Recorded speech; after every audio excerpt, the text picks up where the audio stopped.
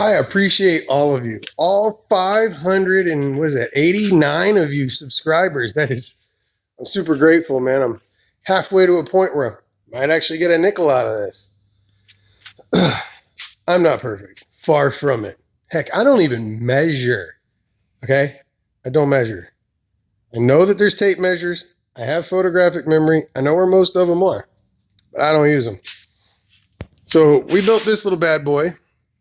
And it turns out we had a small leak. The leak was right here. It was coming out in between one of these two joints. And I studied, I did some researching, which everyone should do. I'm going to start making spoon feeding memes and gifts for those who are like, how do I turn a screwdriver? When they're on the Razor Modified Adults Supervision Field box or whatever. Custom modified trucks, and you're going to ask me how to swap out a transmission shifter knob. I'm going to give you a spoon feeding gift.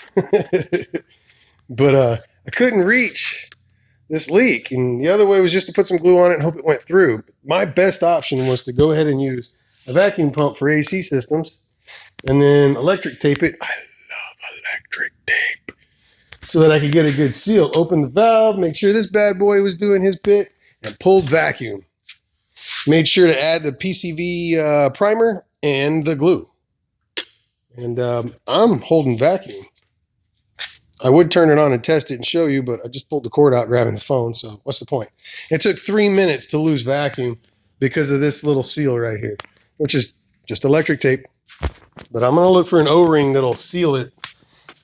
The other option is I bought a cordless USB charge water pump with sink and shower head. That way, if there's no possible way for my girlfriend to put air in this, she can at least take the cap off and throw the pump in and then use that to her whims. I don't care.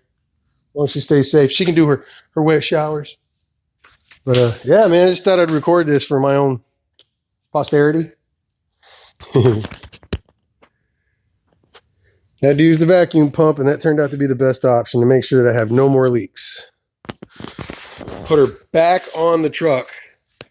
I want to make a skid plate, keep the catalytic converters good, and I need to either pull down an SX or bring one from home so that I can finish up BJ's fork build and leave. I got to finish BJ's fork build. I have 2 more forks I'm probably going to sell you guys before I go. And then I'm out.